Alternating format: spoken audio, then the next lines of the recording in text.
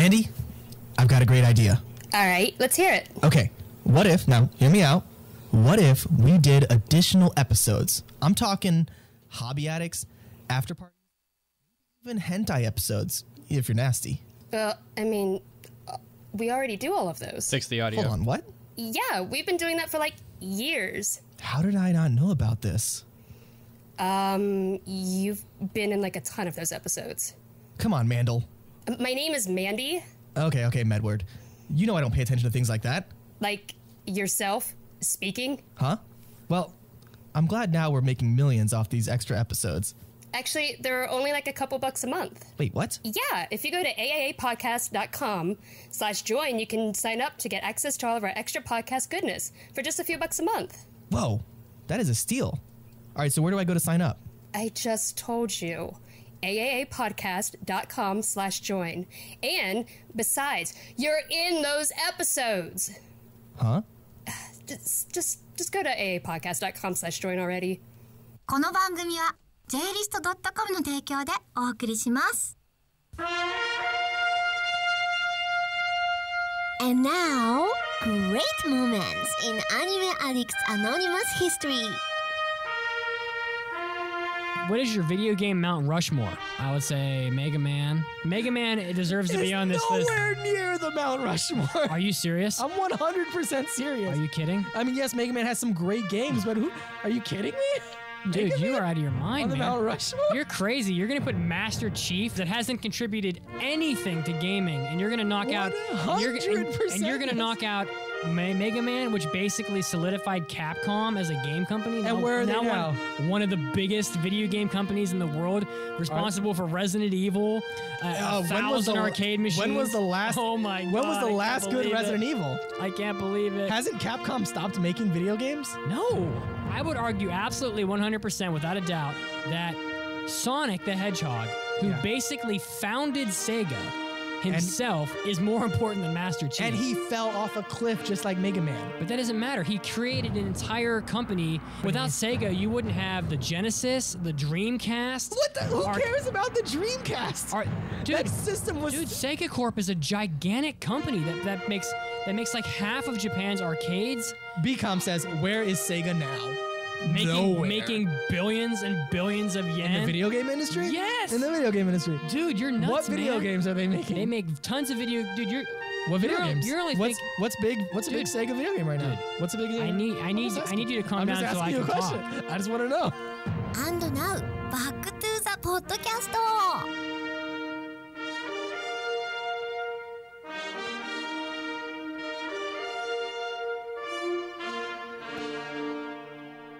All right. And we're back to the podcast. So welcome back. Thanks for sticking with us. Hello. That little audio clip of you guys discussing the Mount Rushmore video games always gets me kind of triggered. Yeah, it's funny because Kazuo has no idea what he's talking about. Oh my god. Yeah. Well, we're back though. Yep. Yeah. Yep. So, welcome back to the podcast. So we had an in-show trivia question. So the question was, how tall is Mount Fuji? Can you get it within 500 feet? And anybody, either of you have a guess? And I'm glad I fixed the YouTube audio, by the way. Yeah, that's awesome. It was OBS, which is like the worst software known to mankind. It just randomly changes its settings. But okay, what do you guys think? But yeah, I have no guess. My guess was my guess was like 20,000. Yeah, that's not even close. Big. Oh my god, yeah. Mount Fuji is 12,388 feet. Wow, that's still so ridiculous amount. Holy crap. And I climbed every foot of it. So, no, you didn't. Nice. Yes, I did. No, you didn't. Yeah, I did. You did? Yeah. That's awesome, dude. I didn't know that. I have a Mount Fuji walking stick in my house that has all of the brands on it from all of the 10 I did not know that that, dude. That's awesome. Yep. Whoa. Is it true they have like a store up there or something? Yeah, yeah. There are that's what I thought. There are 10 stations. 4 of them are below the tree line. The 5th station is where the tree line ends. And then there's 5 more past that are just places for you to get some food or take shelter on the mountain side of the mountain. And they're mostly awesome. They're mostly like these little huts that you don't feel even remotely safe in them, but I guess they haven't fallen down ever, so why not? So there they are. Interesting. So the people who work there, how do they get up there every day? The climate? That's a great question. My I've always wondered that. my personal belief is that they probably do it in like shifts, so they're probably like on duty for a week or 2 weeks, and then they go down, and then someone else goes up, and they take kind of like how firemen or nurses or whatever do like long shifts. Yeah. So, but it would not be a it will be a shit job. I'll tell you that. It would be so definitely. funny to see like a chubby person running one of those stores, like the 11th one up or like the 10th one or something. Other than walking That's up, awesome. though, I don't know how you get up there. I guess maybe you could do it on a 4-wheeler. Maybe if you went up the other side, that's a little less, where they've cut the path in a manner that's very zigzaggy, and it's easier to go up and down it. You mean Mount Fuji doesn't have an elevator? Nope, no elevator, no space elevator for Mount Fuji. That's a shame, huh? Guess I'll never see the top myself. But if you have interest in Mount Fuji, at least the first half of it is super nice, because hardly anybody wants to climb it from the bottom. They always want to start from the halfway point. But the bottom the bottom is the nicest part, because it's like this serene forest where it's all quiet and there's no other people. It's very like Miyazaki's Totoro Forest, like at the bottom of Mount Fuji. So I recommend you at least do the bottom of Mount Fuji, because it's very cool. All right. Yeah, I mean, it's not that I don't want to. It's just I have to get back in shape first. Otherwise, I would literally just roll over and pass out. It's a slow climb, because once you get halfway, there's a lot of people, so you move pretty slowly. So it's very touristy. It isn't like Mount Everest. You're not like carrying oxygen tanks and shit. All right, so shall we dive into Mandy's new segment? Let's do it. Just a warning, I can't hear the drop. Oh, I know that.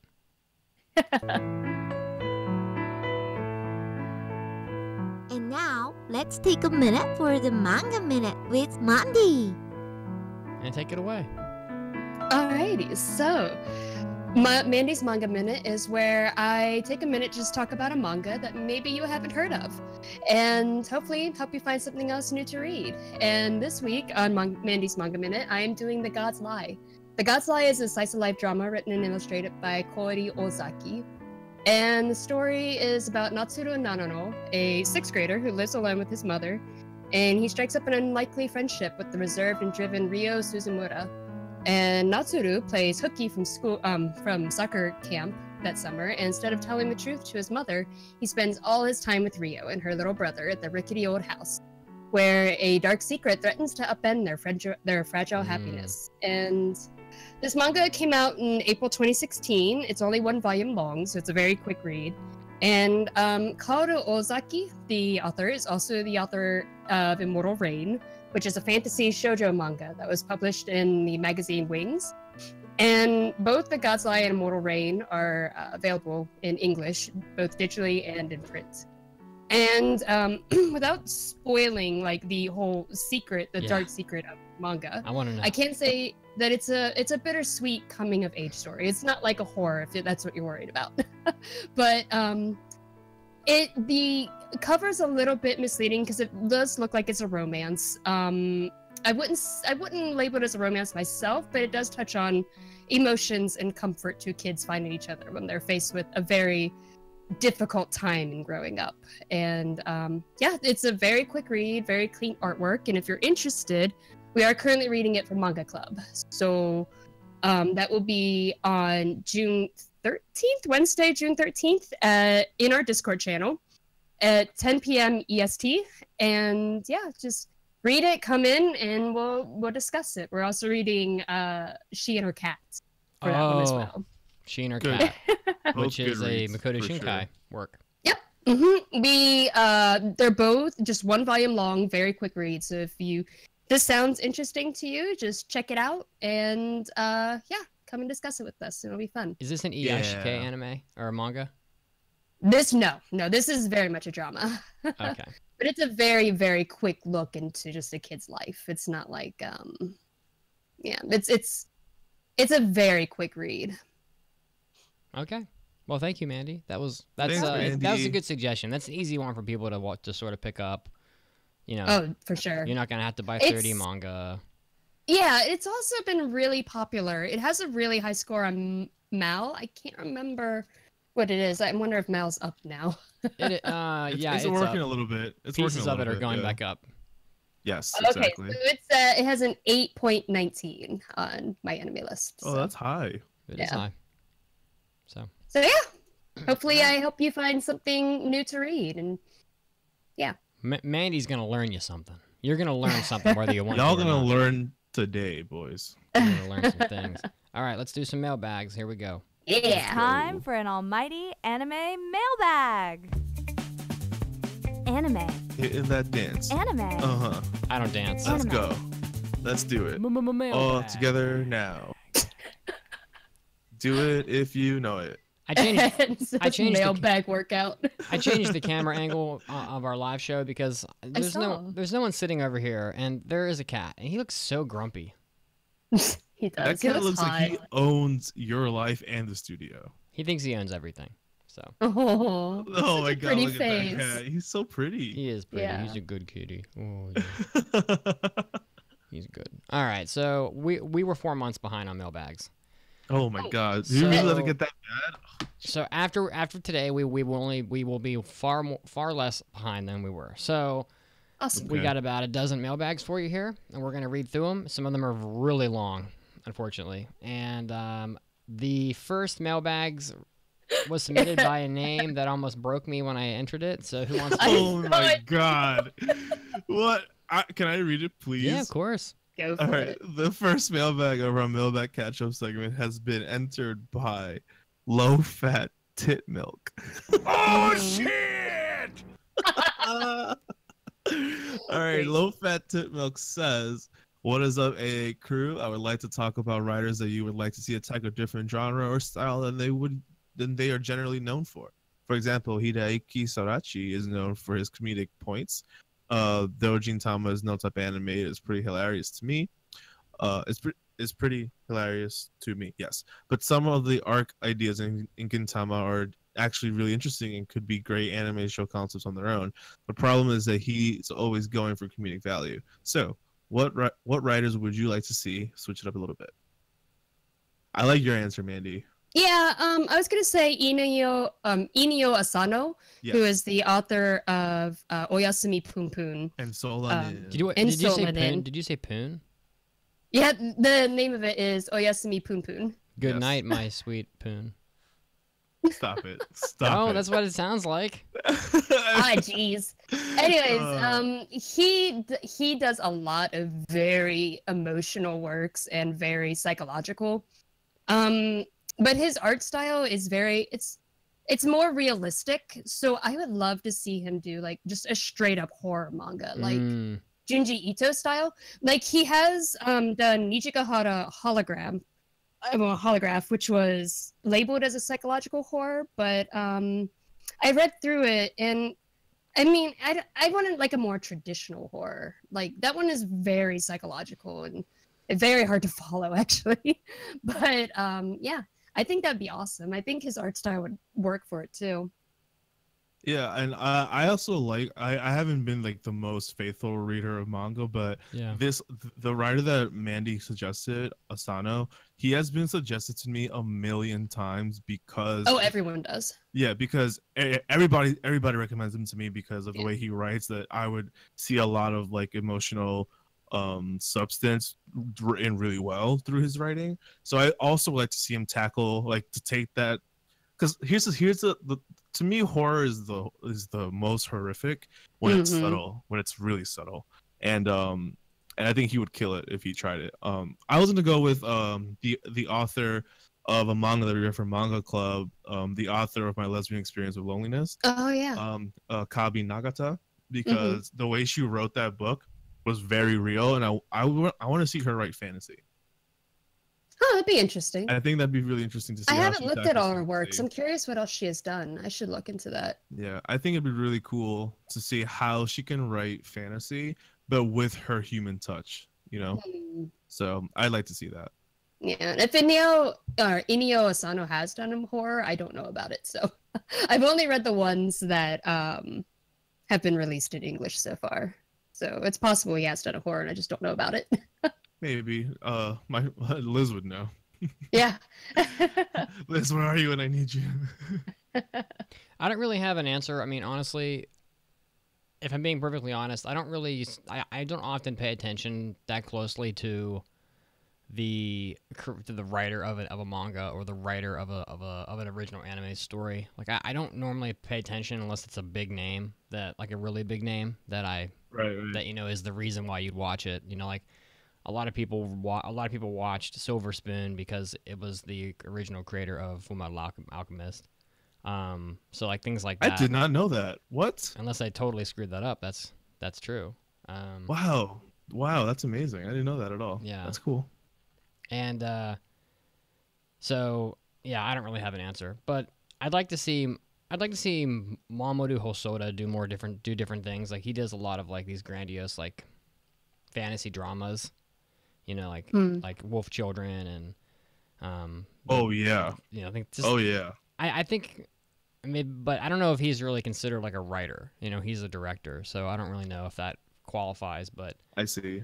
Mm-hmm. But I feel like I don't really see enough like mecha stuff, like mecha films, like war stories, and I always want more of that, but not Gundam, because it seems like that's the only like mecha war stuff we get is Gundam. So, I'd like to see more of that, and I think Mamoru Hosoda could probably take like a very serious, like his very like dramatic approach to his writing, and could make a very like powerful piece about like a futuristic war, maybe. Because I mean, we all know that like the girl who left through time, Wolf Children, like these are massive films that most people will have at least heard of, and they're powerful dramas. So I'd like to see him take that kind of power and use it for a genre that's sort of underserved. Mm-hmm. Yeah, man, I'm sign me up. That sounds good to me. But I don't know if that counts because he's not really a writer, or at least he's not known for that. Yeah, I still take it though. Who wants to read this next mailbag that is tremendously long? You know what? I'll read it because I didn't shorten it. Magical Something writes, "Hey AAA crew, my brother recently got me to sit down and finally started the Walking Dead series. And while I can't say I enjoy it as much as I do some anime I'm watching, it has made me think a lot more about zombies. Mostly that old My Zombie Apocalypse team meme, and being that I almost only watch anime, my spots are filled with various anime characters, and it got me thinking what your guys' teams would look like. The meme was comprised of 8 slots. Oh, good lord. The team leader, the brawler, weapons expert, brains, medic, speed fighter, mascot, and the guy who dies first. Yes. To keep things a little interesting and make it a little more challenging, I suggest you lock your selections based on the setting in anime. For example, if you were to use Guts from Berserk anywhere on your team, you must only pick characters from anime that have a similar setting." Jesus. That's a intense. Should we shelve that, dude? I mean, I made my team. You did? Oh shit. Okay. I did. I cannot off the top of this one. Off the top of your head? Yeah. I read this earlier and I was this like, is super interesting. I didn't put some thought into it. Yeah, no, Mandy, go ahead. Let's hear what you have. Yeah. All right, my zombie team, and I did the easy one. The setting is high school. Okay. Yeah. Nice. My team leader is Sakamoto from Sakamoto to the Sky because he's the coolest. He has to be the leader. coolest guy. Yeah, he's leader. Cool. My brawler is Hana from Prison School. Yes, perfect. She's a blonde. She is super angry the blonde. worst. My weapon expert is Sosuke from Full Metal Panic. Good. My brain is light because I don't know. It's easy. He's a genius, so yeah. My medic is Shizuka from High School of the Dead. She was the nurse. Nice. My speed fighter is also Oh, they're so hot. Oh god. My speed fighter is Kuroko. He's gonna vanishing drive through zombies. He's gonna be like dipping in and out of them. Yep. He's going to abandon the whole team. My mascot, because I was just being stupid, is Mekazawa from Karate High School. Of course. My guy who dies first. Poor Tanaka. Of course, yes. I was hoping you'd say Tanaka for the guy who dies first. Because if someone is not gonna run from zombies and Tanaka's like, hold on, can we roleplay that real quick? Can you be a zombie coming at me and I'll be Tanaka? Oh boy. Me? Yeah. Be a zombie coming at me right now. Okay. You want me to do my best like zombie sound? Yeah, do that. I'll be Tanaka. It'll be super quick. Here we go. Yeah. Okay, this is gonna be super weird. I've never Zombie thought about sound doing a from zombie. Mandy. God, stupid. All right, you ready? Yes, do it. Whoa! I was born for that That was moment. actually really good. Wait. And all Tanaka would do is be like, "Oh, a zombie." Oh, a zombie. Yeah, and then this just is too much trouble. Dead. Wait, Oh my god. why did you make me act that out if you're not gonna act out Tanaka? I'm gonna have nightmares tonight. And Oh, in my yeah, dreams, true. I'm gonna hear that noise. I feel like I was cheated.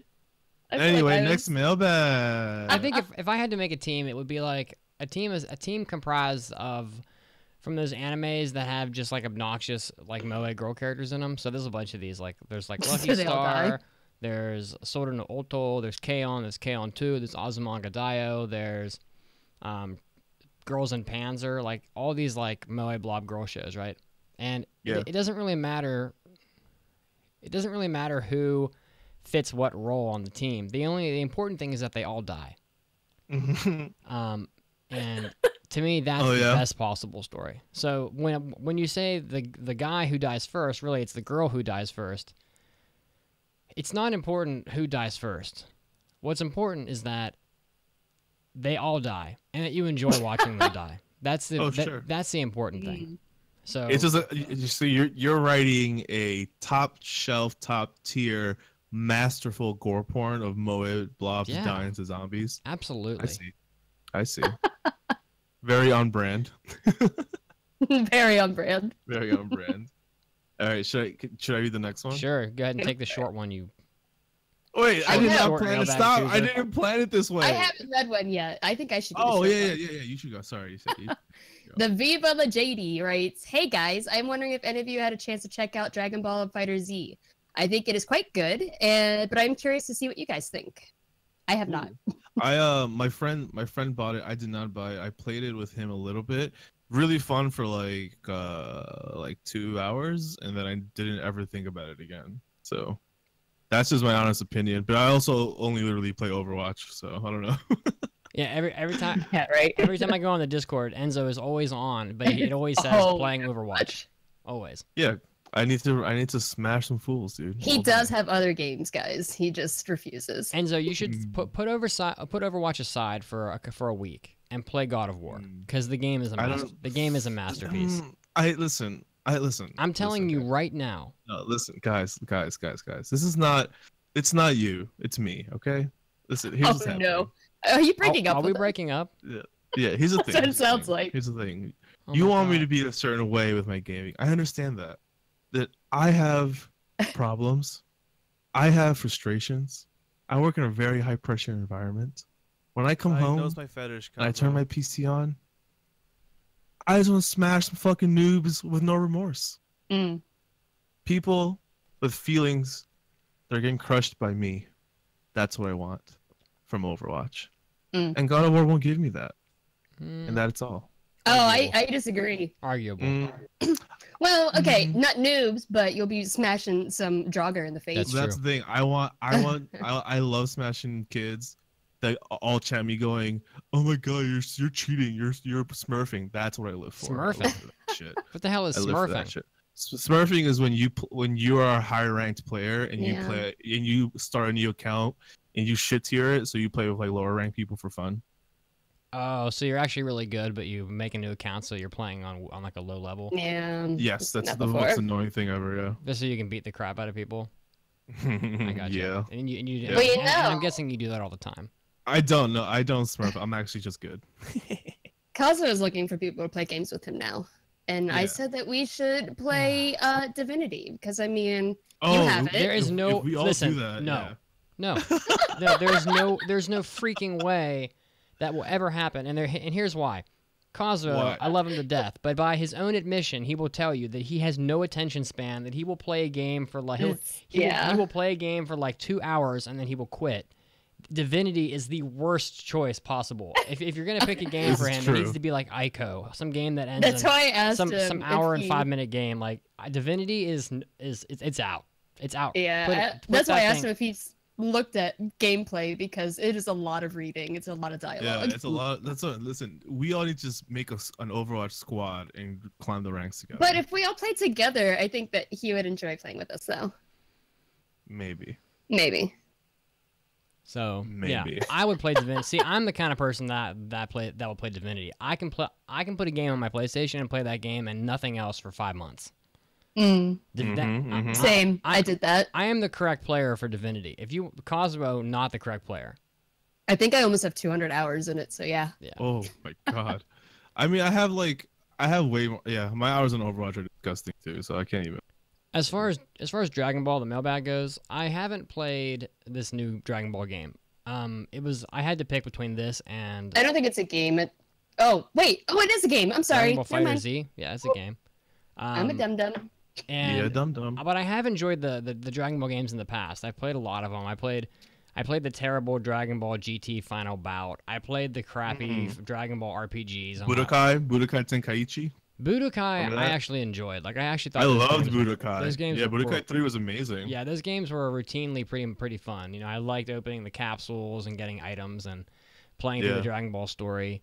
Those are quality games, and I think the reason why I didn't get Dragon Ball Fighter Z was because I think I expected it would just be more of the same, and it's like I normally don't buy fighting games anyway because I'm not good at them. It's not my thing. Fighters has a 9 out of 10 on Steam. That's like really good. It's a really good game. Because here's the thing, and sorry, it's not to like literally cut you off, but like, Dragon Ball Fighter Z is like the first Dragon Ball fighting game with like a very complex fighting system, on par with like Street Fighter and Marvel vs. Capcom and everything. So like this is like the first one that's gonna be welcomed into like the fighting game community as like an actual like it takes real skill to play this game. So that's why as a fighting game it's killing it, because it's a really good fighting game. But I mean, as far as story elements, I can't. I mean, it's, what are you gonna do? It's just the same shit. I mean, you know the story, right? Exactly. Now, a Dragon Ball game where you rewrite the story of Dragon Ball, I'd be down for that. That'd be fun, actually. Yeah. Or like this is gonna be an Evo this year. Or a Dragon Ball game that had a story mode where they added on to a story, like where they filled the gaps in the story. Like, give us the story that happened, some made up story that happened like during the Android saga. Dude. Or some adventure they went on when they were waiting for Goku to come back from Yardrit or whatever. Dude, give us a Future Trunks video game. Yeah, or do that. Yeah. It is. It's gonna be an Evo this year. Yeah, I'm telling you, it's a thing. Like this Dragon Ball Z game is gonna be a fighting game. I'm terrible at fighting games, but I love watching people play. I love watching people play. I suck at them too. All right. The only one that I was ever decent at was Smash. That's it. All right. Next mailbag? Yeah, next one is by Subaru. Wow, probably the most tame name we've had in so long. Subaru says, "Thanks for all the great shows. You make a dull workday fly by. Mitsugi, seeing how you are a ramen expert, and are there any good instant ramen you can recommend when you need a quick fix? Either online like Amazon or supermarket brands. The box store Costco near me sells Nongshim, hot and spicy, but it's a box of 18. Hate to buy it if it's no good and have 17 left over. I've also heard bad things about Nissan and Maruchan, but I have not tried them. Would appreciate your help. Thanks, Subaru the Hungry." I'm gonna also invite you to answer this question, Enzo, because I know you also like ramen. Yes. My answer is do not buy cup ramen. That's my answer. Go find a place in your city that sells a bowl of ramen and go there, and frequent that place, because no matter what like dehydrated ramen noodle bowl thing you buy, it's never gonna be as good anywhere near as good as the real thing. So that's true. Unless you're living in like some 5,000 person town where you have virtually nothing that a city would have. I mean, even in Little St. Petersburg, Florida, which is about we have no Japanese people. Period. Here, zero. There's no one. If we have Asian people here, they are almost always Filipino or Korean. There are no Japanese people. Even I have a ramen place. So you probably have a place. You just don't know about it. You need to find it. What do you think, Enzo? Yeah, so in general, that sentiment is where I'm at too, where if you have the time to wait out your urge for a quick fix, always find a ramen shop and be there, enjoy that shit. But in terms of instant ramen, there's some good brands out there that are actually pretty cool. The one you mentioned actually is one of the ones that's pretty good. Hot and spicy is my recommendation for Nongshim also. There's also, but like, I don't know the brands off the top of my head. I'm not gonna pretend like I do right now, but I think there's one called like, I think there's like Samyang is good. There's Miyoto, I think is one too. But what Miyojo? So I just found it on the internet. Miyojo Ipichan is good too. But just literally like Google like top instant ramen, and there's usually a whole bunch of enthusiasts out there that will list their top 5 or top 10, and they're usually really cool if you can find them, especially spicy ones. There's some boutique niche spicy instant ramens out there that will fuck you up. So I do those if you want a little challenge for spice or fun. But yeah, so instant ramen underrated with the good brands, but you will never beat actual ramen from the shop.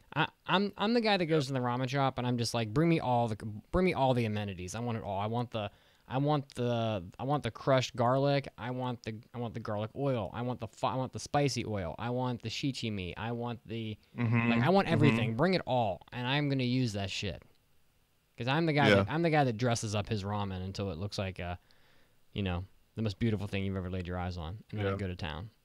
Okay, I found two. I found two of the spicy brands that I like. So there's Nongshim is one of them, and then the other one is it's Samyang ramen spicy chicken. That shit will fuck you up, but it's really good. It's like $6 per instant ramen packet too. Like it's like a real respected instant ramen packet. That's ridiculous. I do not pay $6 for instant ramen. That's flat out ridiculous. That is quite a lot. But if you got the $6 though, do it. If you have a vehicle and the desire, go find a damn ramen shop. I don't know where you live, Subaru, but I'm guessing it's at least some kind of place, or you're at least near. Well, he has a Costco, so yeah. Please, you have a ramen shop. Go find it. Yeah, you have a ramen shop. Mm-hmm. All right, next mailbag is from Robo Totoro, and he. Want me to read it? Yeah, I haven't read one. Yeah, go ahead and read it. Robototo writes, "Hey AAA crew, I've enjoyed listening to the podcast for quite some time. I believe for about 4 years. I even went back and listened to a lot of the older episodes prior to when I joined. It's been awesome listening to the show evolve over the years. I'm a professional artist, and I usually listen to you guys while I'm working. I enjoy that you all bring a different point of view to a table, and I find that my tastes generally align with at least one of you throughout the reviews and discussions. I've been an anime fan for years, and thanks to you guys, I've discovered even more great shows, if only I had enough time to watch them. My question for you is this. Do you have any recommendations on shows with a dystopian future or post-apocalyptic feel to them? Keep up the great work, and thanks for making my anime addiction worse, I think." So, yeah.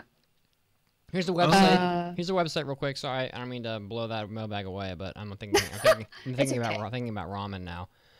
Ramen's on the brain. I understand. Yeah, I understand as well. Here's a website that has a list of the best places for ramen in New York City right now. Yeah, dude. Oh, list them off. Nakamura on the Lower East Side. Yes, that's good shit. Yep. Minka.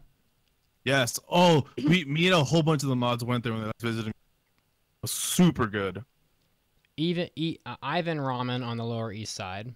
Ivan Ramen is really good. That shop was featured on Netflix on Chef's Table season 3.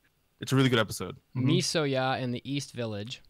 That one I have not been to that one, but I will go. Ippudo in the East Village. Ippudo is amazing. All Ippudo locations they have several. Total, which is Hell's Kitchen Midtown East. Yeah, they also have 3 locations. They're all really good too. The Ramen Lab in Nolita. Have not been there. Nope.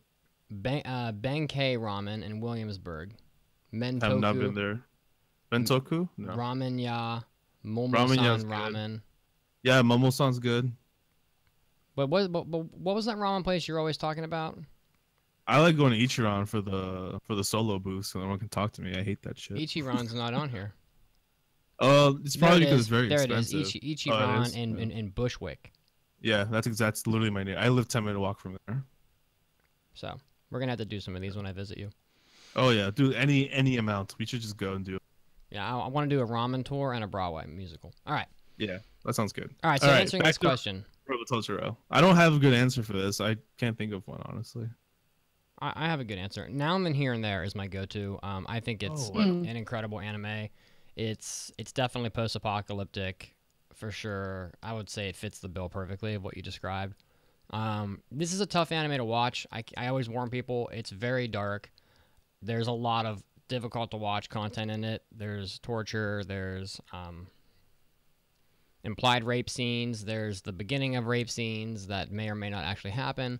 There are children that are killed, there are children that are imprisoned, there are children that are enslaved. Like there's a lot of dark stuff, but the anime is really meant to show that, you know, how terrible this world is and how how terrible war is in general. It's obviously an anti-war piece, and one of the main themes I think of the anime for me is forgiveness, because it's like amongst all the horrible things that happen to these people, there's still room in their hearts to forgive the horrible acts that were committed.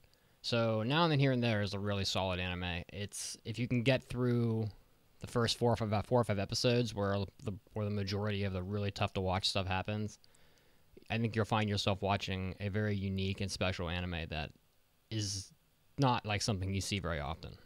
So I don't know, the only one that I could think of, because post-apocalyptic isn't really my area of expertise, but I was gonna say maybe Ergo Proxy for like a dystopian future style one, but I don't know. It was the only other one I could think of, like off the top of my head, is maybe Ghost in the Shell, but I don't know. It's interesting that Ghost in the Shell comes to mind with like the word dystopian, because you could argue that Ghost in the Shell is like a very progressed future. Yeah. It's just kind of fucked up. All right. Next mailbag's from Icy Rose. He writes, "Hey AAA hosts, do any of you have a favorite anime that you believe to be good but everyone else thinks is bad? Not like in a guilty pleasure sense that you know the show is flawed or shallow but entertaining, or something like you actually enjoy ironically, but something you genuinely believe is good, as a good story, and believe it is just misunderstood by the haters." This is a tough question. Yeah, Blend S. Isn't that a coffee blend? Isn't that a coffee company? I don't. Is it? Oh, that's interesting. If so, but no, that's a joke. I'm not. I was kidding about that. You said working. I love working. People don't hate working though. People hate everything. That's my problem is with who I'm talking about. Like all anime fans, just this podcast, or like just people that we talk to, because there's always like a big disconnect, because like a lot of people in our Discord hated Ancient Magus Bride, but I really liked it and it's really popular like in Mal, so I don't know. It's a lot easier to come up with shows that you think suck that everyone else loves. Yes, definitely. Like for example, I think Gurren Lagann is unbelievably flawed.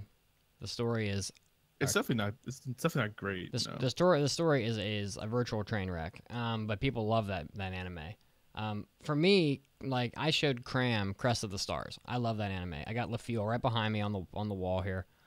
I love that story. He hates it. He hated it violently, and I was like totally shocked by that.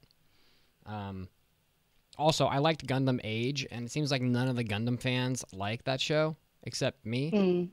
I liked seeing the 3 generations of people from the family that they followed in that show, but the ending was kind of not satisfying. But I still liked the show overall. I thought it had some good action scenes, but people just absolutely friggin' hate that show. That show is a Gundam pariah, and I'm not part of the Gundam community, so I was surprised to hear that after the fact.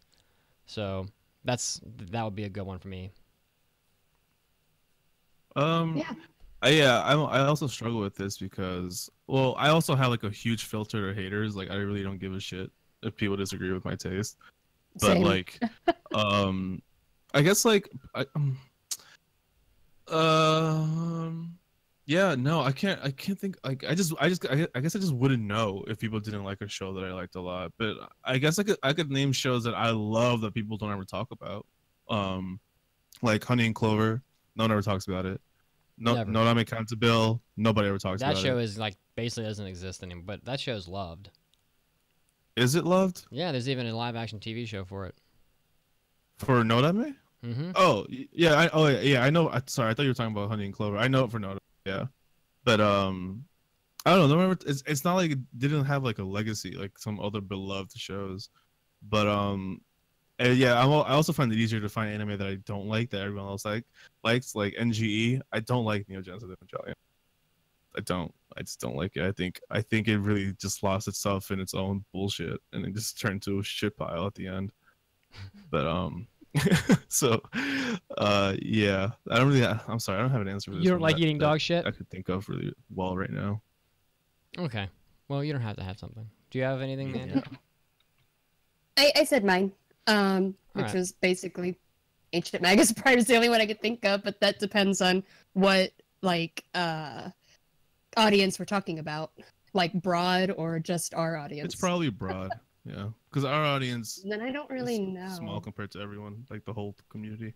I can't think of anything that has a really low score on Mao that I think is legitimately good. Because there's a lot of I like a lot of really dumb things, but I know they're dumb. Right. But I can't think of anything that I think is legitimately good and people that you just would like argue for. Yeah, I can't think of anything. Right. Yeah. I really love My Neighbor the Yamadas, the Ghibli film, but yeah, I've heard a lot of people that have told me that they either tried to watch it and couldn't, or they didn't try to watch it because of how the art style is done. And I'm like, the art style is 100% intentional. It's meant to look like that. That's how Takahata wanted it to look. It is what it is. But people don't like the sort of minimalistic watercolor drawing that the show is done in, but I still think the movie is more or less a masterpiece. So it is what it is. You know, you can't force someone to go back and play Final Fantasy VII, even though you think it's amazing, just because the original like 3D characters look terrible in Final Fantasy VII. Right. But that doesn't bother me at all because I just know that's how it looks. But there are a lot of people that will hate a show simply because of how it looks and don't even care about what it's about or if it's really a good story or not or whatever. They'll say, "Oh, I hate the art style," and then they just won't watch it. And there are a lot of people that are like that. Like you'll show them a trailer and they don't even. It's as if they didn't even watch the trailer. They just are looking at how the art is done, and if the art isn't to their taste, they hate it. So that's probably the easiest way to answer that question, is from the artistic perspective. Yeah. Yeah. All right, next mailbag is not really a mailbag so much as it is, I think. Oh, this person just loves us. So who wants to read it? I butcher these messages, so should I do it? I would love to do it though. I read the last one, I think. Okay. I can do it. This message comes from Outlaw Messenger, and it reads, "I want to thank all of you for the major impact the AAA podcast has had on my life. 5 years ago, I was working in an overnight job and started listening to the podcast to help pass the time. I eventually found the AAA podcast, and I liked how you discuss not just anime, but also topics like the Japanese economy and your personal experiences in Japan. After a couple of years, I went back to college to finish my bachelor's degree while still working the night shift. I took Japanese to fulfill my foreign language requirement, and after graduation, I applied to several companies seeking a position teaching English in Japan. I was initially rejected by the JET program, but was recently accepted at Interact. I will be moving to Japan this August to start teaching in the fall. Over the last few years, you've done so much for me. You've kept me entertained on those long, lonely night shifts and inspired me to set out on this bold new adventure. My life has changed radically over the last 5 years, and part of that is because of you. Thank you so much for everything you do." Yeah, man. Thank you so much, and congratulations on all of that success. That's so amazing for you, dude. I'm on the next episode of Outlaw Messenger Z, Outlaw Messenger goes to Japan and finds not only that he loves teaching, but he also finds the woman of his dreams. Dun, dun, dun, dun, dun, dun, dun, dun, dun. Will she come back to America with him, or is he destined to live in Japan forever? Dun, dun, dun, Forever. dun, dun, dun. Oh, congrats, dude. I'm so happy. Thanks for sharing this And with that's us. so sweet. Yeah, Aw. that's awesome. I hope we can, even though I'm a newer host, I hope that we can entertain you for another Yeah, time. what a sweetie poop. Yeah, awesome. All right. So, Awesome. That makes me happy. Karate I Failure can do the next one. is going to be read by Mandy. So go ahead. Yeah, I felt bad because you guys are reading a lot. Karate Failure writes, "Hi AAA crew, I'm still giggling over podcast 412. Oh yes.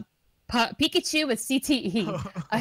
I have a concussion, and while on the bright side, I have a whole whack of free time. Your podcast has been essential to my well-being over the last few months. I've got to keep any screen time to a minimum to prevent worse pain.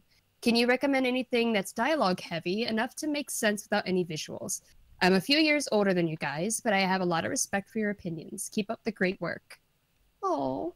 Oh, dude. What a sweetie poop! Yeah, I'm happy that. Listen, if me talking makes you smile even a little bit while you're going through this, hell yeah, that's awesome. I guess the first thing that came to mind was the Tommy Galaxy, but at the same time, that's a lot to keep up with. It's a lot of dialogue, and at the same time, I don't know if it's subbed. Is it dubbed? Sorry, is it dubbed? I think it is. I think it does have a dub. I think. Wow. Oh wow! I'm very curious. I need to see how they do that because that's one of the most dialogue heavy shows I've ever seen in my life. But the visuals are also very key because it's Yuasa. Yeah. So, but yeah, that's what I got. I'll throw my neighbor the Yamadas out there again, just because the art style is very minimalistic. There's not going to be a lot of like bright visuals for you to have to deal with. You know, it's not like I don't know, like a flashy action show. You know, it's like a lot of the screen is white for my neighbor the Yamadas, and then they'll have like the characters sitting on the floor, and you know, but like on a given scene, as much as like 70% of the screen could be just white with nothing on it, and it's the whole movie is dialogue. So that's a great one. I actually quit watching Katana Gatare because they were they were 1 hour episodes, of which like 45 to 50 minutes of them would just be talking, and then they'd fight. Love that show. Well, and there's a lot of fighting later on. Well, I watched it through about episode 3 or 4, I think, and every episode had fighting. It was just mostly let's talk for 40 minutes and then we'll fight for 5 minutes, and I got bored of reading all the crap. Ooh, so it ramps up.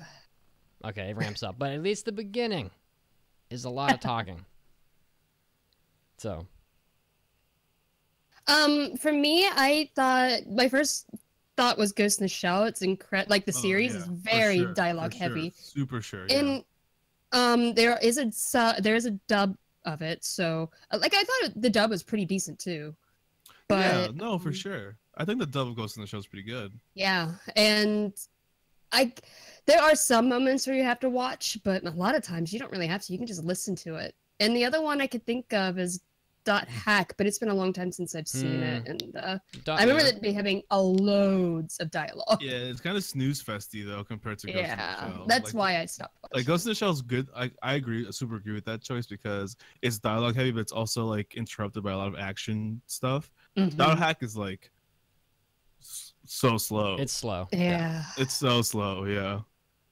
I think that's why I stopped watching it. I think I only watched maybe 5 episodes of .hack. Yeah, and the .hack sign is probably the best of the .hacks, and and that's the one you're talking about, it being slow. Yeah. So a lot of the .hacks aren't so good. .hack Roots I thought was crap. .hack Legend of the Twilight is not crap, but it's fluffy. It's not what you expect from .hack. And .hack Liminality was just an OVA that came with one of the games, and then the .hack sign is what everybody knows because it was on TV. So. All right, who wants to read the next one? Cornelius, do you want to read it? He's like flat. I can read another one. I don't mind. He's KO'd. He's had a tough day of sleeping all day. Oh no, it's so hard. No, I'm sorry. My mic was messing up, but Did you mute yourself? No, I didn't mute myself. I don't know what was going on, but I'm back. I can read it because go ahead, man. Yeah, so this one comes in from Zaldra, who says, "Hello, my dear hosts. I hope all is well and this mailbag finds you in good health. I have been recently watching a good amount of Mecha, and with the new Pacific Rim coming out soon, I was wondering what you guys would think would be the most logical cockpit for a mecha pilot in a real life setting. Like, which cockpit which cockpit in Mecha anime would be the most likely real thing to be true when mechas become real? I personally like the G Gundam cockpit because it's basically the way you're moving is the way the Gundam. What do you guys think? Mine was actually, Mitz already wrote it down. Mine was actually going to be Escaflowne. How could you? I'm so sorry. Well, you might as well just take it. Go ahead, you can have it. Although, honestly, when I watched it, and when Vaughn gets inside of the Escaflowne, I suffer from claustrophobia, and it made me cringe. I was like, small. Oh man, it's so small, and it squeezes around his arms. And I'm like, nope. I mean, other people would like it, not me. I won't be caught dead in there. But the Escaflowne is like the inside is very steampunky, like it's very low tech for a mecha. It's very low tech. It's got like, you know, he slides his arms into like these glove type sleeves and then grabs onto like a lever, and you know there's like a crank and gears were whizzing and stuff. So to me, I think that like a mecha, especially if you're talking about Gundam and stuff, they're so complicated that it would be very difficult for one person to do all of that by themselves, right? So, like on this podcast, there's like a bunch of stuff that I'm supposed to be doing right now, such as moving the subject thing down the board on our screen. But but I always forget because that is hard. That wasn't originally my job. So like it's tough to do so many things at once, and in real life, I think that a tank has like 2 or 3 people that are in the tank. Yes, a fighter jet has 2 people. Like an aircraft carrier has like thousands of people. You know, like there's a lot of people doing responsibilities on machinery that you would call a comparison to a mecha. And so I think that in real life, what you're probably going to find is something like in Crest of the Stars, where you have a captain who's sitting, and then there's a variety of people on the bridge that are all performing various functions, you know, or like give me another anime where they're in a, not Darling in the Franxx, because like they're not going to be having sex or whatever in the cockpit, but like in that sense where there's, you know, 2 people or 3 people inside the mech unit. You know what I mean? So inside the mech unit? Yeah, it's not one person, it's a few people. I can only think of battleships, but I don't know, Power Rangers? I mean, that's not wrong. No, it's not. Yeah. So, but I don't think it would be so, like, there aren't going to be 20,000 buttons and shit flashing around, because if you're having combat, you can't be slowed down by the efficiency of having to like find everything when you need it, and you're not going to be able to be pushing buttons and shit on the wall when you're trying to steer and fight this pilot this robot. So you're probably going to have a person that's piloting the robot and someone else who's like navigating and dealing with all the bullshit, you know. So that's why it's like G Gundam, because the G Gundam cockpit is where you just put this, you put a suit on, like a skin tight suit, and you go inside the cockpit, and then you're standing, and whatever you do, the robot does. So if we can make that real, then that's it. And I think that's the most easy, like probably the easiest way to command a Gundam is if you move your arm and your fingers, and they move the same arm and the same fingers, then you're good. You know? Okay. I'm with you on that. That feels like Pacific Rim, like. Yeah, I was just thinking about that. I was like, wait, is that actually just Pacific Rim? Yeah, it sort of is. Like when then they walk and move and throw punches and stuff, and like this very much like a Ready Player One sort of environment where the robot or the character does whatever you're doing in real life, which is basically what I have hopes for in in the future for gaming. Like I hope we can have a unit like that in like. Yeah, that'd be awesome. So, next mailbag. I got 2 more. Yeah. Gallus writes, Hi there, AA crew. I was wondering if you were aware of this fact about the Latin American localization of Dragon Ball, because Chi-Chi in many Latin American countries is slang for tit, as in boob. In Latin Spanish, Chi-Chi's name was changed to milk. Today I was going through some kanji and realized that one of the readings for the kanji meaning milk, usually read as mu, is Chi-Chi. I'm sure this kanji was the reason why they decided to call her milk instead of something else. Do you have any fun facts about anime localizations in other languages or in English as well? Keep up the good work. I love listening to you all. That's actually a really cool fun fact. I wonder if it's leche instead of milk, like in the Spanish one. I don't remember watching. I remember watching Dragon Ball Z in Spanish when I was in Peru when I was like 6 or 7, and it was dubbed in Spanish. It sounded really cool, not gonna lie, but I don't remember what they called Chi-Chi. If it's milk, I wonder if they said milk or leche, which is Spanish for milk. But, I know that in Latin America they seem to have a habit of drastically changing the names of characters. Like they don't call Tsubasa and Captain Tsubasa by his name. They call him Oliver. Like it's totally different. So wow. And I don't feel like we've done that in the US. Like we called Sailor Moon was Serena, but her name in Japanese is Usagi. And Ash from Pokemon. Yeah. His original name is Satoshi. Yeah, so there are modifications. My biggest one is Shin-chan. Shin-chan is so drastically different. They did to Shin-chan what we did to Shin-chan what the Japanese people did to the movie Ted, where Ted is like this, it's that comedy movie with Mark Wahlberg and the stuffed bear, and it's super like crass and raunchy and stuff. But they had to change a lot of the jokes and the dialogue for Ted to fit the Japanese audience because a lot of the jokes didn't make sense. And the way that they changed it, the Japanese people love that movie. That movie, Ted, was super popular in Japan. I was living there when that movie came out, and they were just going crazy for that movie. Shin-chan, we turned it into like this very dirty adult humor show that was on TV at night. Yeah. And like half the jokes were about mommy and daddy having sex, or like, daddy can't get an erection or whatever. Just like these jokes that you wouldn't, but it was funny because it's Shin-chan, like this 6-year-old kid or 5-year-old kid or however old he is, with like this really husky deep voice, who's like talking shit about his dad not being able to like pleasure his mother or whatever, or like whatever the jokes are. But that's not how Shin-chan is in Japan at all. It's actually a children's show in Japan, but we took that shit and made it like Family Guy. We Americanized it. Yeah, and it was hilarious. Like I loved watching Shin-chan here because it was so just adult and funny. Yeah. Mandy, you want to know a fun fact about Shin-chan? The dub? What's that? Laura Bailey does Shin. Oh, really? Yeah. Oh, cool. I didn't know that. That's great. It's ridiculous, but it's true. Yeah. Yeah, her voice is very deep. Yeah. That or she's great at modifying her voice. Yeah, she's great at doing her different voices. She doesn't normally sound like that. Not at all. Her voice is so bright. Mm-hmm. But yeah.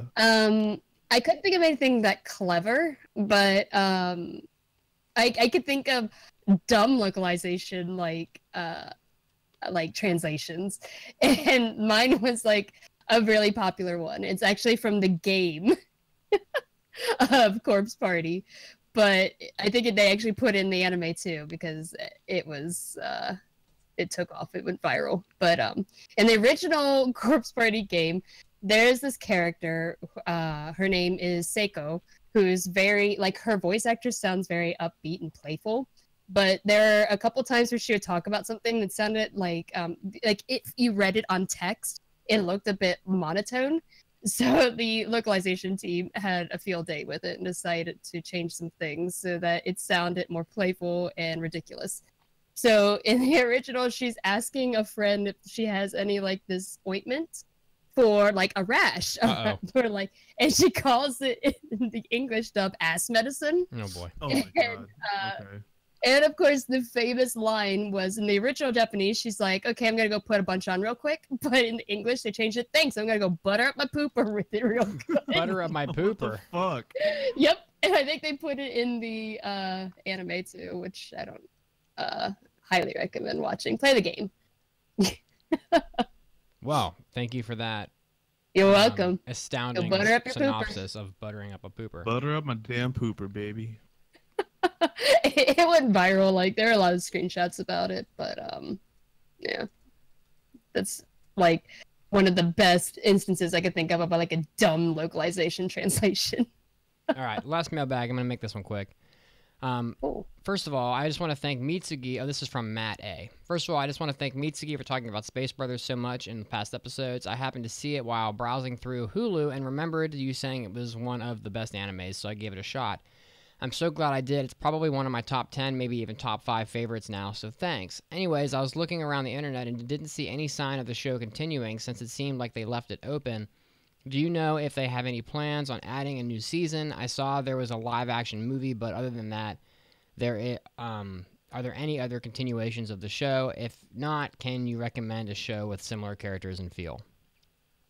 I haven't heard anything about any more Space Brothers. Unfortunately. It's popular. There was a movie. There was a live-action TV show. It's a popular property in Japan. But for whatever reason, the anime just stopped, and I don't know why exactly. But I would not be surprised if at some point in the future you see more of it. But it's been a while now, right? Like 4 years. So yeah, it's been definitely at least four. So maybe 5. Dude, I watched that so long ago. I was in college. Yeah. Time flies.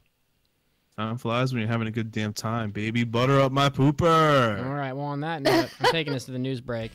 In-show trivia question: how many prefectures are there in Japan? So we're gonna learn a thing or two about Japan today. No idea. Nice. And when we come back, we'll see if anybody knows the answer to that. And we'll have a 5-star review from iTunes and our review on After the Rain. So stay tuned, and we'll be back after the news. Yeah. Yeah.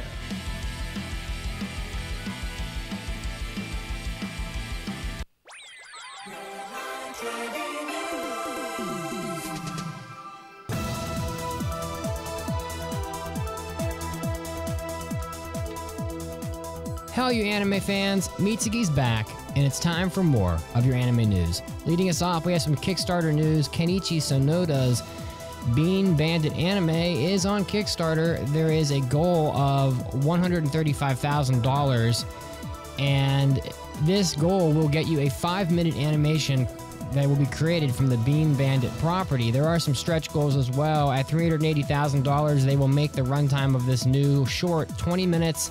At $800,000, they will make the runtime 45 minutes. It's going to get a Blu-ray disc release, and Sonoda himself said on the Kickstarter page that he wants to, quote, bring Bean Bandit to the big screen, and even in animations and in movies and series as well. So looking at the Kickstarter right now, they have already had their goal met, but they haven't read either of the stretch goals. So if you're a fan of Bean Bandit, you'll probably want to head over to Kickstarter, throw a couple bucks your way, and I'm sure you'll be handsomely rewarded. Next up, we have Pokemon news. Pokemon continues to kick butt. Nintendo announced Friday that the new Pokemon Quest, the Nintendo Switch game, has already had more than 1 million downloads in its first 2 days on the market, which is, of course, a huge success. The game is a free-to-start game that allows players to, quote, face off against wild Pokemon and embark on exciting adventures. The game features Pokemon from the Kanto region, and they are portrayed in cube-like appearances, and I will say, looking at the picture, it kind of looks like Minecraft, to be honest. The game is set in a place called Tumble Cube Island, which is filled with treasures and items, and you can control up to 3 Pokemon to explore the island while you fight other Pokemon, which sounds pretty badass. So if you're a Pokemon fan, you'll probably want to check that out. That is called Pokemon Quest. Next up, Baki the Grappler. We all know that there's a Baki the Grappler anime coming out soon. The Baki the Grappler property is having a, quote, unprecedented announcement that will be happening on the Twitter and our website for the Baki the Grappler property. Netflix is premiering this anime in this summer in Japan, and it will also have the whole thing for you to watch outside of Japan in the fall. It has 26 episodes of runtime, and it's going to also air on TV. So, if you're a fan of Baki the Grappler, there's another property coming out. Netflix is doing it, so get excited, and I'm looking forward to watching that one. Rounding us out, we have another new anime piece of news. Shueisha's Weekly Shonen Jump magazine announced that Koyoharu Gotoge's Demon Slayer manga is going to be getting a TV anime, and the more exciting thing about this is that UFO Table is going to be doing the animation, so all of you type moonies can, fap vigorously. The story is set in ancient times. Rumors have abounded of man-eating demons lurking in the woods. Because of this, the local townsfolk never venture outside at night, and legend has it that a demon slayer also roams the night, hunting down these bloodthirsty demons. For young Tanjiro, these rumors will soon become a harsh reality. That synopsis coming straight from Viz Media. So, if that sounds interesting to you, if you're a fan of the manga of Demon Slayer, or if you're a fan of UFO Table, there is an anime coming out that you're going to want to check out, so don't miss that. Next up, that's it. Time for the podcast. We'll be back right in a minute.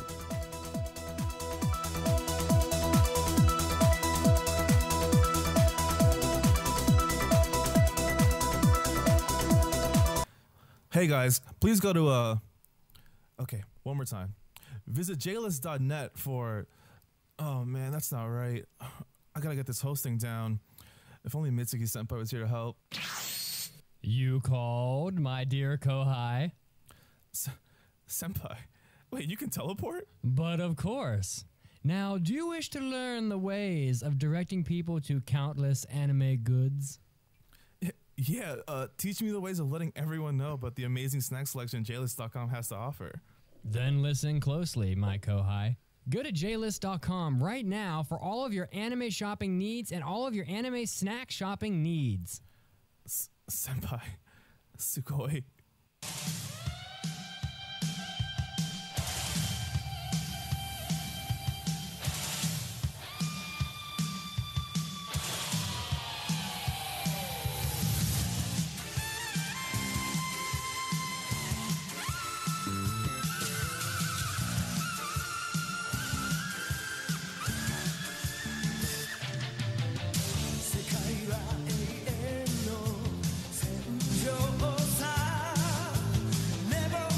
Never, never, never. Welcome back to the 200. No, that was 4 years ago. Welcome back to the 424th episode of the Anime Addicts podcast. Too many numbers. Good lord. Dude, we're in the triple digits, man. Been there for a while. The cat has relocated himself on the table, so now he is the center of attention yet again. And when you have a cat butt in the screen, it is. Look at that cat butt. It is the most dangerous. He's so pretty. I love his Can't argue that one, you know? That's right. He has the most dangerous hairballs. All right, so the intro trivia question was, how many prefectures are there in Japan? Do you guys know? Anybody have? I do not. 62. Nope. 69. Nice. No, the answer is 47. So. Oh, well, okay. All and right. then I didn't know that at all. Well, now you know. Let's jump into our 5-star review, so here it comes.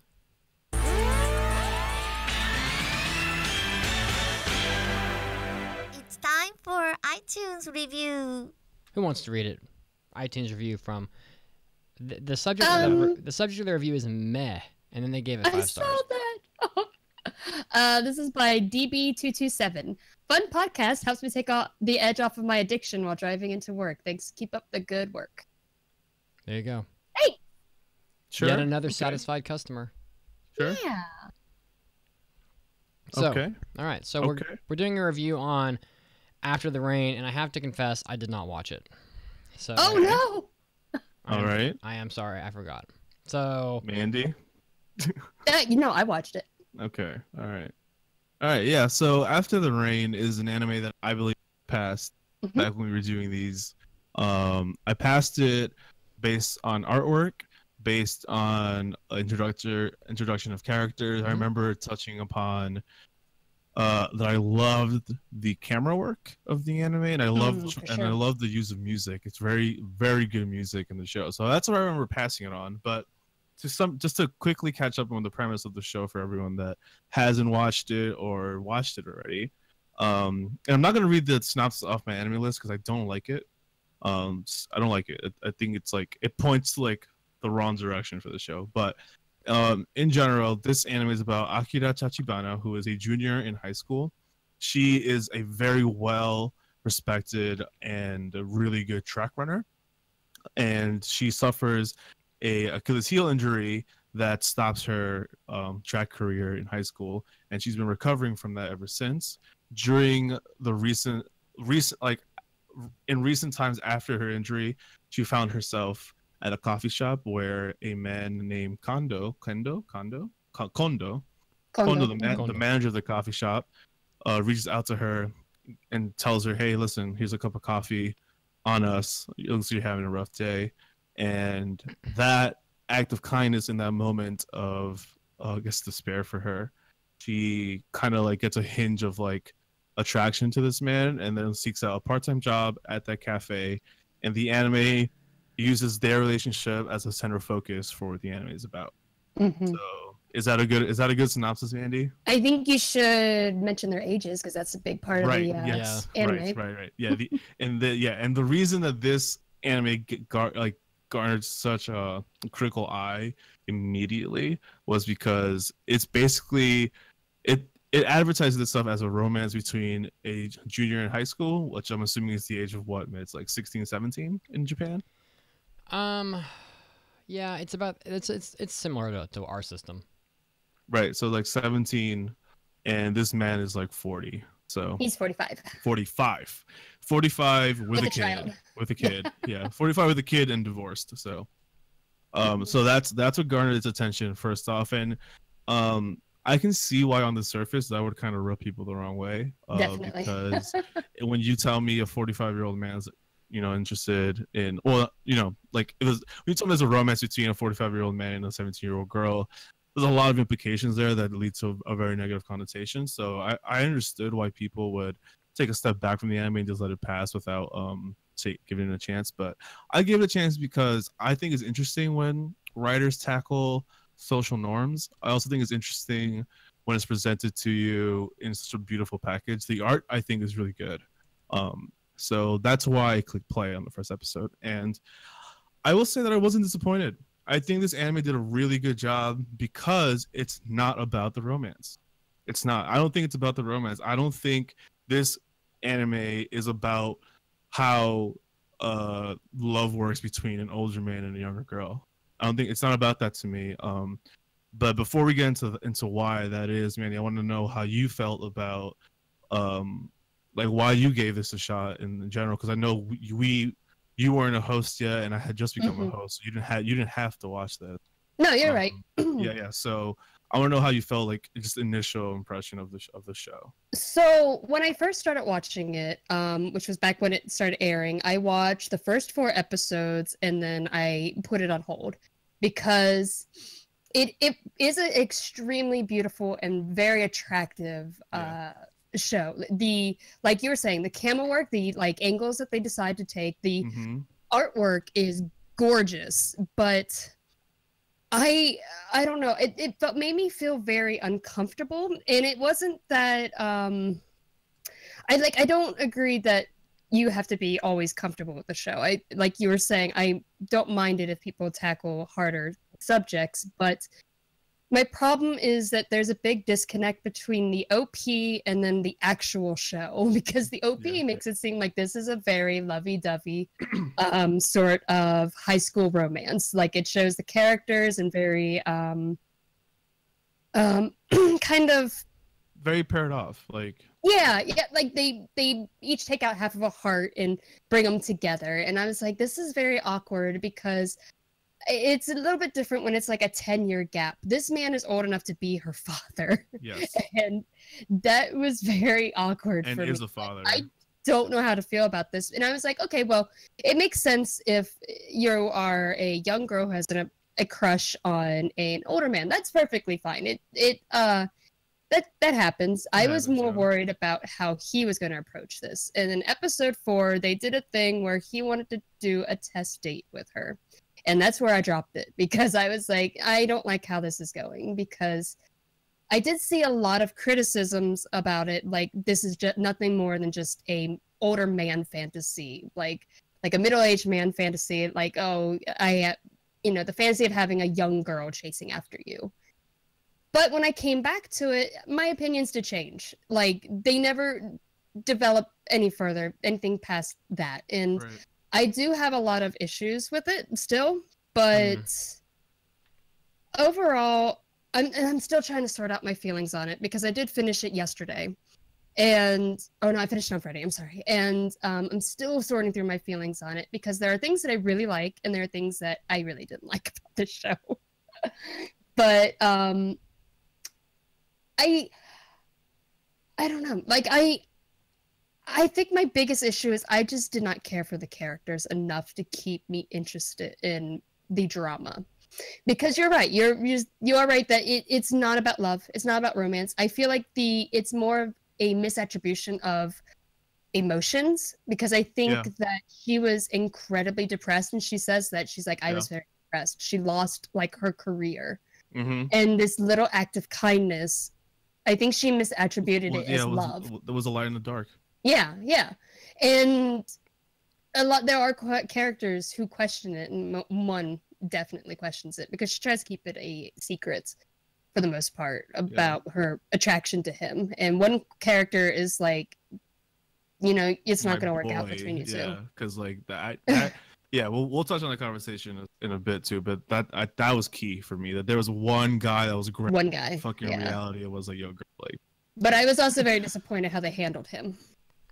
Sure. Isn't it funny how like, it's weird to some people because he's 45 and she's 17.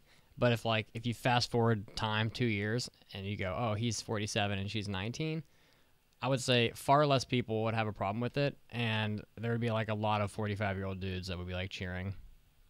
I don't have a problem with it. I don't fully disagree in terms of like logistics. Like, sure, like, that's perfectly legal. But the reason I find kind of like that kind of age gap really kind of off is mostly having to do with the fact that like, and this is obviously very subjective, but like most people have not fully developed until they're like 25 or 20. Yeah, that's true.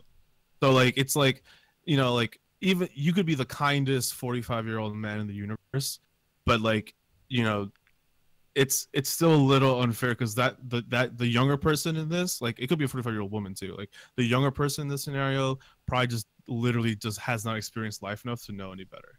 So that's like the only reason it bothers me. It's not like a logistics thing to me, To me, the question is like, if they were in a relationship for 20 years, he's like super old and she's still young, right? So like an age gap that's that large becomes difficult for a relationship, not from the social aspect later, but because of like, he'll be like a 75-year-old man like on his way out, and she'll be like 40, ready to rock and roll, and she's like, you're still rolling, she's still rolling, all young, running, whatever, playing sports or whatever you want to do, and he's like, in a walker. But is that the focus of this anime? Is the focus of this anime like the challenging social norms like that, or is it something else? Because it's like 10% of the entire anime. Because that's interesting, because it seems like a show where they've chosen to have two people be in a relationship where the age gap is so big. You would think that would be an important point in the show. So right. To hear that it's 10%, like I'm like, well, what is it? I think about? Yeah, they never end up in a relationship. I think it's 10%, and here's why. Because in the end, this anime is about two people that are depressed in their own way because their initial dreams have been shattered, and they find a little bit of light in each other. And the anime becomes not about them fully attaching to themselves, but it becomes about them using each other's like friendship to get back on track, to be like, okay, you know what, you pursue your dream, I'll pursue my dream, and we'll just do that for the future. That's what the anime becomes about. It does not become about, it almost never was about like oh my god, we're so in love, let's fuck everyone, let's be in love anyway, let's start a relationship, and no matter what anyone says. It hints at that, but not because it is happening, but because she's a little naive and young and not realizing what her actual problem is. And the reason I ended up liking the show a lot is because Kondo, the 45-year-old man in the situation, he realizes it first for her, and what he focuses on is trying to let her know, like, hey, listen, Akira, I care about you, you're a great employee of mine, but we're just friends, and you should do you and grow and pursue your dream again, and I'll do the same on my end, I'll pursue my dream. And I like that they took that route and not like the let's fight society together and date, because that would have been really awkward for me to watch and critique. Yeah. Well, I think, am I off there, Mandy, or no? No, you're not. I think their relationship ends up being is that they both find something in each other that they lack, but the problem is that thing that they lack is they're not really. I'm like the problem with him is that Kondo is a failed novelist. So when he sees Tachibana, he sees like a part of his childhood that he missed out on, and he not childhood.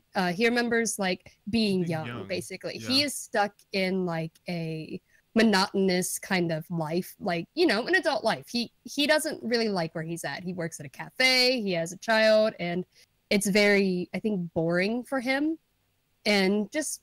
I think he's going through like that midlife crisis sort of. A bit, yeah. I called it that like depression of just having a routine and not breaking.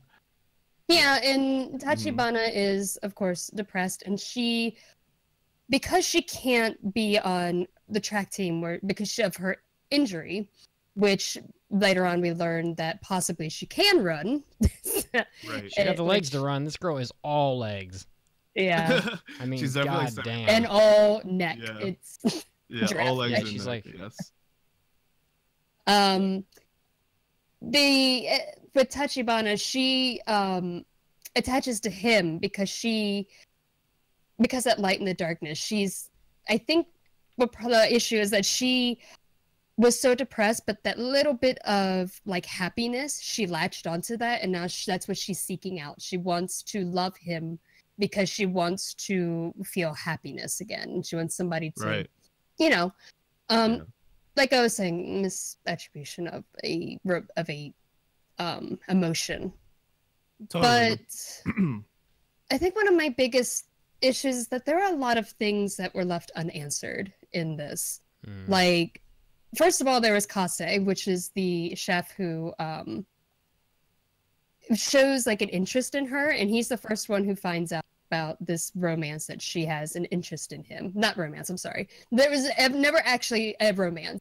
It's very one-sided the whole time. Very one-sided. Kondo knows that this isn't a thing. Like, he doesn't show any attraction to her. He's I think very mature about it.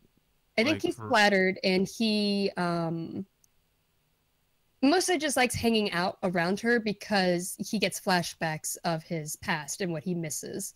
And because he's also divorced, he also has flashbacks of his wife. And I was really terrified that they were going to use that as an excuse. Oh, that was my worst nightmare. That was my worst nightmare. Was that he was gonna say yes because she looks like his. Oh, I was so happy it didn't go that way. Holy shit. I'm very happy that they cut that off. I mean, I didn't watch this anime, so I don't know exactly the direction they take as the show progresses. But to me, like a show where one of the main characters, Kondo, makes such a obviously questionable decision. If he had made an obviously questionable decision of like leaving his wife and child for this young, beautiful 17-year-old, like that doesn't seem uninteresting to me though. Like that would be watching like the social aspect of that unfold would be a very interesting like social experiment to watch. So I didn't watch this, but I don't think I would have been against it happening. Like you guys say, like I'm happy that didn't happen. But to me, I'd like to see the fallout of that and see like how the creators of the anime sort of take that. Like, I mean, I mean, like I said, like when I say I'm glad it didn't happen. It's just like that's just my gut feeling. But like had this anime been about that, I would have still watched it uncomfortably, but I would have watched it. But no, just to clear it up, I don't know if we didn't make it clear, but he's already divorced. Yeah, he's not married anymore. There was no like his wife was not in the anime at all. He's been divorced. He's divorced from episode 1 all the way through. What I was saying before about characters kind of being left kind of forgotten about was, first of all, there's Kase, who was the one who he blackmails her into going on a date with him. And so he seems like he's very interested in her, kind of aggressively interested in her, and he does realize that she has like an attraction to Kondo, and tries to like force her to realize that that's not going to work out because you should be in a healthy relationship with somebody else. And then he like kisses her on the cheek, which she is very unhappy about. And then he says, "We'll continue."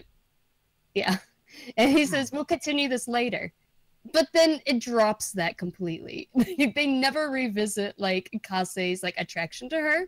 I was like, okay, so you were not gonna bring that back? Is that just we're just gonna drop that off? They drop it off like radically, but they do touch on it because then later on when Kondo's going through his emotional, like when he's like starting to realize he's like actually depressed, and then Akira's in his office and he drops the line. He's like Akira, you don't know me at all. Yeah, I remember that. Like, yeah. that really pissed her off. Like Kase, they cut to Kase who's outside of the room, just like listening in, and you can tell he's hurting because he knows that she's hurting because there's no way he can beat Kondo in this competition of like her feelings, like, you know, like, so that shows, I think that shows him being like, because he walks away, he doesn't go into the room, he just walks away from the room to go eat by himself, and I think that shows him like giving up on the romance. And then later on, he's the one that sits down with her in that same office later and is like, Akira, listen, like, coworker to coworker, like, this, you need to like get real about this, like, you are not the person for Kondo. Like, he just straight up tells her, and that's a lot of like the cool things I like about the anime emotion, because she then goes over to his, this is all spoilers as hell, by the way. This is what triggers her to go over to Kondo's Spoilers house when are he's sick from coming. work, and this is one of like my favorite scenes, is that where she's like, why not me?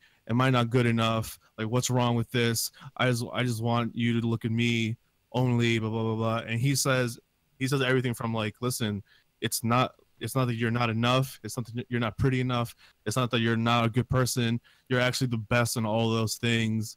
But we're just in different places, and like, this is something you need to realize in your life. And my favorite thing about Kondo in this anime is that once he says all that, he sees that it's really hurting her, and instead of being an asshole and being like, you need to go, like, he puts that barrier aside for a second and actually embraces her, because he knows that if he doesn't show like a little bit of like kindness, like, this girl might be like actually hurt for a really long time. So it shows that he cares about her in a very genuine way, but like not in a creepy way, which is a very fine line to draw, to balance on.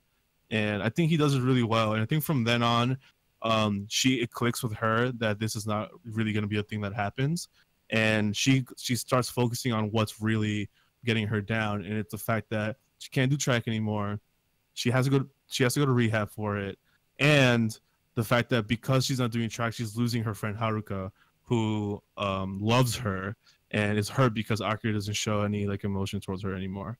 So that's one of my favorite scenes of the show. I know people don't like that scene because like they don't like the way that he hugged her when she was down, but I think it was just a very caring embrace. Like, it was a whole to show like, hey, listen, I care about you, but we're not anything. And even after the hug, he says, listen, I hugged you as a friend and nothing more. He even says that to her. So like, I like Kondo in the show. I think he handles his shit pretty okay. He seems responsible. Like, we've had this discussion before many times already, but like, I still question like the social norms about it, and maybe you guys can help me see, like, you know, why maybe my viewpoint is totally wrong, but like, you know, society puts like this number on like when you're an adult, like when you can make a decision, and it's like, we've decided for some reason that the number is 18, like that's the number, you know, like, you can't put a number on someone's mental maturity. Someone's mental maturity cannot be isolated into a number on an ordinal scale that says like, one day you're a child and then suddenly the next day you're an adult. Congratulations. Because I think it's naive to assume that that is reality, and more likely your mental state doesn't change at all between one day and the next day when you turn 18. You're the same exact person. But Tachibana is still very much a child. Like, she tries her best to act like an adult, but she also has very childish moments. Yeah. Like, she will squirm in bed when she gets like a text from him. She will jump for joy. But when she like just hears his name. But the thing is that she's still in high school and she doesn't have her career or life planned out yet. She can't support herself. She's still living at home. And it's not a relationship that's going to work out because she's still a child who needs to. Okay, so I think he's talking about in general. Yeah, I mean, so she's not a good example because I mean she's an example of a girl that isn't prepared to make adult decisions, and she may be one of those people that I always say in my example. I say, okay, well there may be people that are like 15 that are mentally very adult, like they can make adult decisions even though they're 15. Then there's like 23-year-olds who still can't live, who still can't make adult decisions. I have coworkers who are like 28, they still live with their parents. And I'm like, well, you're not even an adult yet. You don't even pay your own bills. So like, you know, I see 28-year-olds that I don't think are adults, and then maybe there are 15-year-olds that are adults. But in this case, maybe she is someone who's underage who is not capable of making adult decisions. And it sounds like when she turns 18, which could be in like a month for all I know, she still won't be able to make adult decisions. I just want to make sure we're not like rejecting the entire concept of people being able to pursue another person simply because of a number, because I don't believe in that. Like, I know that society says that's what it is, but like if you have a 17-year-old girl who, I don't know, went to college early because she skipped 2 grades in high school and is more adult than most of the 30-year-old men she knows, who's to say that she can't make an adult decision about who she dates? Now, this girl in this anime doesn't. This girl in this anime doesn't sound like she fits that bill. But I just want to make sure that like us as hosts, like, and if that's like the opinion you guys have, like that's fine. But like my opinion would be, I don't want to say, oh, this relationship is taboo and shouldn't even be, is like, ooh, gross. Like it's like I make a weird face about it just because she's a few months shy of being a legal adult. Like we've had this conversation before, but I don't believe in that. Well, I mean, yeah, I mean, like, the thing is, like, there's no way to argue that opinion because everything is subjective. Everything, because there's an exception to everything. What's a moral argument? I think, right? When it comes, it's more of a moral argument, but also like I want to say the only site to source is society, because like studies show that you're not like mentally developed fully until you're like in your 20s, like mid-20s. I think it's like 27 actually. Something like that, yeah. But it's more like, because the thing is like. The way, because like best case scenario, right? I think best case scenario is like the younger person in this is mature and the older person in this is very kind and loving. But even then, like to me, like the reason I'm just like, damn, that's kind of that's to me the reason it's a little bit taboo to me is because like the younger person in that situation, like depending on how everything plays out, like they might never just like have like become the person they could have been on their own, which is like their true person, instead of like you know, like just being with someone immediately after entering society. But then again, there's exceptions to everything, because then the person that they're with could help them become that person. But that's why, yeah, for me at least. Sorry. But anyway, my like cat was about to throw up on the podcast table, so I had to take my headphones off and remove him. Oh, dude, I can see it in the YouTube. Now he's gonna throw up on the floor. Camera. And I forgot to move the subject thing down the screen again. Because I suck. Oh my god. No. But yeah, but no, I can't argue your chain of logic the same way you can't argue mine, because like it's just subjective. It's all gonna be subjective. I mean, but there are people that would say like, oh, you're not 18, you can't date an adult. Like, you're not an adult because you're not 18, and I'm like, bullshit. Right. Well, that's also the law, though. Like, it's the law. It's the law, but there are lots of laws that make no sense. Like, there's a law that says you can't walk across some state border with a duck on your head. Like, there's a whole book of laws that just make no damn sense. Yeah. So, but that's the thing. Like, if I was 17 and wanted to date a 30-year-old, and someone told me you can't do it because you're not 18, you can't say no, you're wrong. But they're right, because I'm not 18. That's the law. You know. That's what I'm saying. Legally, they're right, but that's not really the conversation I'm having. But yeah, I know, but that's what I mean. Like, but most of the time, I think when people are just like, you can't date this person because it's also important to note that they never get in a relationship. No, they never. No, I never get do. it. I mean, no, this is a sidebar. This is a very like one-sided relationship. Like, he puts her down as like a friend, but that never develops. So, and that's good. That's good on him, I think. So yeah, it's good that he's not a 45-year-old that would take advantage of such a girl, because there are for sure plenty of men that would just kind of string her along until she turned 18 and then would jump on it. You know. Yeah. So That's what I was very afraid of happening. Yeah, but that's what I didn't want to happen. Thankfully, that never happened. But I was just, I don't know, like I felt so not really dissatisfied. I felt with a lot of like the characters' progressions, like I was not satisfied with Kase's ending. I wanted that to have a resolution, but I don't know if I know the manga goes past this, I think, so maybe that does develop. But then we never mentioned Haruka, our friend who does try to bring Tachibana back to the track team. Yeah. And I think she was probably my favorite character in the show. She's probably the realest one. I mean, yeah, definitely. Because like she's like, yo, like you're supposed to be my friend, like what the fuck? But you don't talk to me anymore because you have this damn job and you were like afraid to run track. Come on.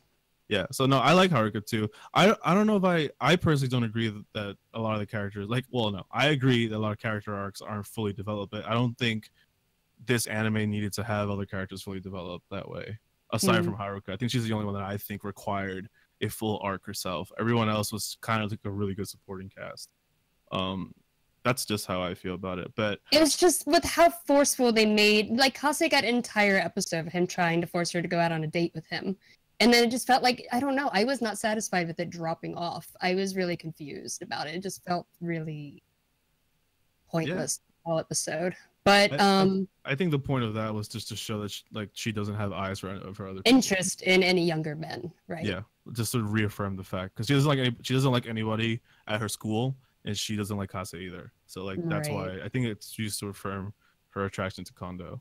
But yeah, so I think in like semi conclusion, like I don't think this anime does deceive you a little bit, because on the cover you're like, okay, cool, this is about a 45-year-old dude like falling for like a 17-year-old girl and vice versa.